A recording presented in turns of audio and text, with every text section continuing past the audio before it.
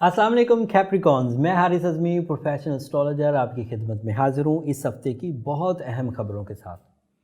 ये हफ़्ता काफ़ी इम्पॉर्टेंट वीक है कैप्रिकॉनियंस।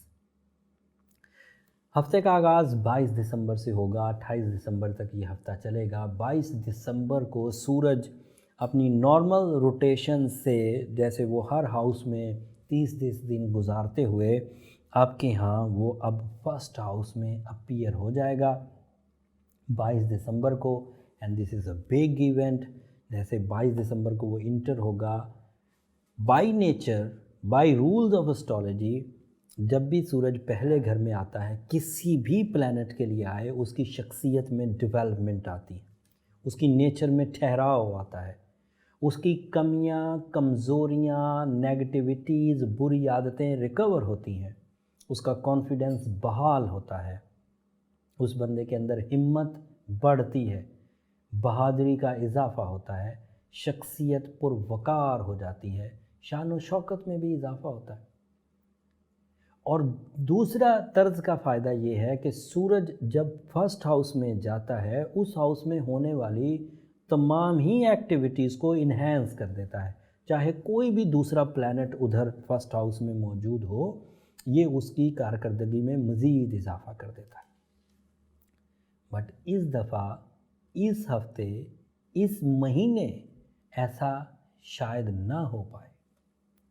उसकी वजह ये है कि 22 दिसंबर को जब सूरज पहले घर में इंटर होगा और वो 3 दिन अपनी परफॉर्मेंसेस कर चुका होगा, तो 26 दिसंबर मतलब चौथे दिन उसको ग्रहण हो जाएगा। और लंबा ग्रहण है, सुबह 7 बजे से शुरू होगा और दोपहर 1 बजे तक साउथ एशियन कंट्रीज़ में चलेगा। एंड अगर सूरज को पहले ही घर में ग्रहण हो तो क्या क्या होगा कैप्रिकॉन्स के लिए। एक तो सूरज बजाते खुद जिस तरह के फ़वाइद आपको फर्स्ट हाउस में दे रहा था, पर्सनालिटी डेवलपमेंट, ब्रेवरी, शान व शौकत, पुरवकार शख्सियत, वो नहीं दे पाएगा क्योंकि वो ख़ुद बेनूर सा रहेगा 5 घंटे के लिए, लेकिन इम्पैक्ट 10-12 दिन तक आएगा। एक पहलू तो ये हो गया। दूसरा पहलू अब सुने और बहुत इम्पॉर्टेंट है, समझने की ज़रूरत है, बहुत आसान सी थ्योरी है कि सूरज की वजह से ही तो जुपिटर ने चमकना था। जुपिटर बजाते खुद तो रोशन प्लैनेट नहीं है, जुपिटर की वजह से ही सैटर्न ने चमकना था, आपका रूलिंग प्लैनेट, जिसकी वजह से जुपिटर और सैटर्न की वजह से आपका बहुत कामयाबी का दौर गुजर रहा है। अब सूरज इन दोनों प्लैनेट्स की लाइफ का, इन दोनों प्लैनेट्स की रोशनी का, इन दोनों प्लैनेट्स की कारकर्दगी का फ्यूल था। अब वो खुद फ्यूल अब नहीं है तो वो आपको कहाँ से फ्यूल देगा। लिहाजा ये वाले फैक्टर भी कमज़ोर पड़ेंगे, लक फैक्टर्स भी, and achievements and educational factor, learning, teaching capacity, sudden gains, ये सब डंप होंगे 6 जनवरी तक। और तीसरी खबर ये है कि जब सूरज को ग्रहण आता है तो 15-20 दिन के अंदर अंदर चांद को भी ग्रहण आता है।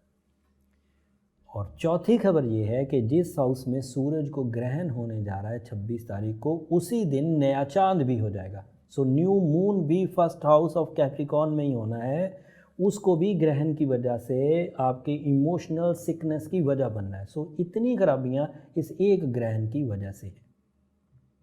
और फिर इम्पैक्ट दीगर शॉर्ट टर्म प्लैनेट्स पर भी जाएगा। जैसे वीनस ने भी तो सूरज से ही सपोर्ट लेनी थी, वो भी कमज़ोर पड़ेगा, हालांकि वो सेकंड हाउस में है। उसके अलावा मार्स एंड मरकरी, उनकी कारकर्दगी में कुछ कमी आएगी 10-12 दिन के लिए। तो कैप्रिकॉर्न को, तमाम ही स्टार वालों को, बट क्योंकि बात कैप्रिकॉर्न की हो रही है इसलिए मोहतात रहना होगा। ये इन्फॉर्मेशन थी जो मैंने आपके गोश गुजार कर दी, और एस्ट्रोलॉजिकली आपको इसका इम्पैक्ट किस तरह होगा ये मैंने बयान तसल्ली से कर दिया। अब कुछ मजहबी नौइयत की ज़िम्मेदारियों की तरफ आते हैं कि ग्रहण के दौरान क्या करना चाहिए।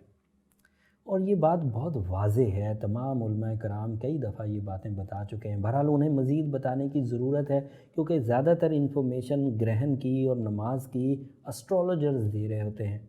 उलमाए कराम ज़रा कम दिलचस्पी लेते हैं, या शायद उन्होंने एक दफ़ा बता दिया और वो हर इवेंट पर बताना नहीं चाहते, या मुझे नहीं पता। बहरहाल खैर, नबी करीम सल्लल्लाहु अलैहि वसल्लम के दौर में जब जब भी विजिबल एक्लिप्सेस हुए, चाहे सूरज ग्रहण हो चाहे चांद ग्रहण हो, नबी करीम सल्लल्लाहु अलैहि वसल्लम ने नमाज कुसूफ व खुसूफ ज़रूर पढ़ी। मेरी नॉलेज के मुताबिक कोई भी ग्रहण ऐसा नहीं था जिसे नबी करीम सल्लल्लाहु अलैहि वसल्लम ने इग्नोर कर दिया हो कि कोई बात नहीं, पिछले ही दफ़ा पढ़ ली थी, इस दफ़ा नहीं पढ़ते।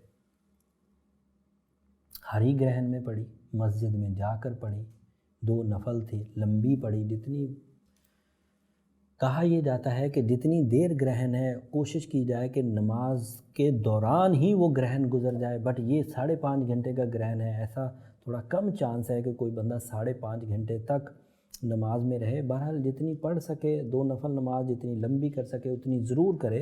जो रिमेनिंग टाइम बच जाए उसमें इस्तग़फ़ार करे, अस्तग़फ़िरुल्लाह रब्बी मिन कुल्लि ज़ंबिन व अतूबु अलैह। एंड दूसरा काम ये है कि सूरज का, क्योंकि लकी कलर वाइट है, इसलिए वाइट कलर की चीज़ खैरात की जाए। जिस दिन ग्रहण होगा उस दिन जुमेरात होगी, Thursday, but very next day जुम्मा है एंड जुम्मे का लकी कलर भी वाइट है। अगर वेरी नेक्स्ट डे भी सदका कर दिया जाए तो भी उसका इम्पैक्ट बहुत हद तक रिपेल बैक हो जाएगा, रिपेल होगा, पीछे जाएगा। और कोशिश की जाए कि नमाज जुम्मा से पहले पहले सदका कर दिया जाए। ये इसकी मज़हबी ज़िम्मेदारियाँ थी। अगर आप इख्तियार करेंगे तो इस नेगेटिव इवेंट से बहुत हद तक बच सकेंगे।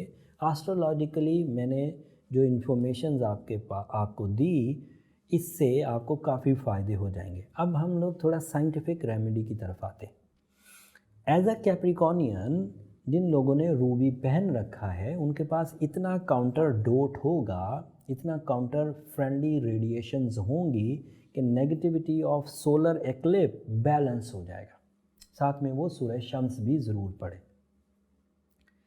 अगर किसी ने अभी तक रूबी नहीं पहना है तो फिर उसके लिए प्रॉब्लम्स हो सकती हैं, क्योंकि उसके पास इसको रिकवर करने के लिए कोई वेपन नहीं है। वो बेयर हैंडेडली कोशिश कर रहा है इसको रिकवर करने के लिए, सह रहा है, बर्दाश्त कर रहा है। अगर स्ट्रॉन्ग है तो कर जाएगा, बट अगर कोई कैप्रिकॉर्न ऐसा है जो अक्सर ही बीमार रहता हो, अगर कोई कैप्रिकॉर्न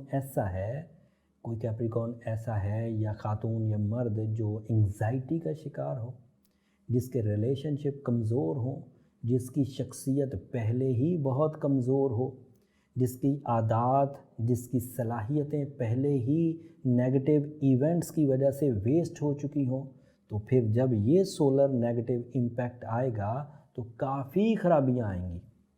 और अगर कोई ताकतवर कैप्रिकॉर्न है, इस्टेब्लिश है, कैरियर इस्टेब्लिश है, अथॉरिटीज़ गैर मामूली हैं, रिलेशनशिप स्ट्रॉन्ग है, ऑर्गन परफॉर्मेंसेस आला हैं, जिस्मानी सेहत गैर मामूली है, रिसोर्सेज बहुत उम्दा हैं, पीआर बहुत उम्दा है, तो मुझे लगता है कि फिर ये वाला इवेंट उसे ज़्यादा तंग नहीं करेगा। और अगर तंग नहीं हो रहे हैं तो फिर परेशान होने की ज़रूरत नहीं। अपनी मज़हबी जो ज़िम्मेदारियाँ हैं, नमाज कुसूफ व खुसूफ, वो पढ़िए एंड दैट्स इट। सदका करिए, इस्तग़फ़ार करिए, मामला ख़त्म। एंड 2020 मेरी दुआ है आपके लिए बहुत अच्छा है। ये इस हफ़्ते की इन्फॉर्मेशन थी कैप्रिकॉर्न। मैंने मज़हबी अंदाज से भी बयान कर दी, साइंटिफिक अंदाज से भी बयान कर दी। एक वीडियो ग्रहण पर मैंने अलग से भी बना दी है, इस वीकली वीडियो से पहले वो आ जाएगी, ऑन एयर हो जाएगी, तो उसका लिंक भी मैं नीचे दे दूँगा, उसको भी आप देख लीजिएगा। उससे भी आपको कुछ इन्फॉर्मेशंस मिल जाएंगी और आपको इस इवेंट की सिवियरिटी को समझने में मदद मिलेगी। और अगर आपको लगे कि हारिस भाई की ये रिसर्चेस बहुत अहम थी, हमारी ज़िंदगी में कुछ काम आएंगी, हमारी नॉलेज को इजाफे में लेकर जाएंगी, या हम इस इवेंट से बचने के लिए कुछ इक़दाम करेंगे, तो उस वक़्त मुझे भी अपनी दुआओं में ज़रूर याद रखिएगा। आपकी दुआएं कैप्रिकॉर्न न सिर्फ मेरी इस दुनिया बल्कि आखिरत का सबसे कीमती सरमाया है, और उसी दुआओं के हसूल के लिए मैं ये सारी एफ़र्ट्स करता रहता हूँ ताकि ज़्यादा से ज़्यादा मुझे आपकी दुआएं मिल सकें। आखिरी दरख्वास्त मेरी कि चैनल को भी ज़रूर सब्सक्राइब कर लीजिएगा। ये 2019 के तकरीबन आखिरी अय्याम चल रहे होंगे जब ये वीडियो आप तक पहुँचेगी। सो इससे अगला हफ़्ता आखिरी वीक होगा 2020 का, तो 2020 की जो प्रोफेशनल अंदाज की वीडियो है, स्टार रेट्रोग्रेशंस, स्टार का डायरेक्ट होना, 2020 का टोटल टाइम बिहेवियर किस सिमत में और किस तरह आपकी ज़िंदगी पर असरअंदाज होगा, वो सब बयान किया हुआ है उन वीडियोस में। जल्द वो भी आपकी खिदमत में पेश कर दूंगा। थोड़ा लेट हो गया बट कोशिश करूँगा जल्द आप तक पहुँच जाए। अगले हफ्ते दीगर प्लानिटी चेंजेस, प्लानिटी प्रेडिक्शंस के साथ आपकी खिदमत में दोबारा हाज़िर होऊंगा। तब तक के लिए इजाज़त दीजिए। अल्लाह ने के बाद।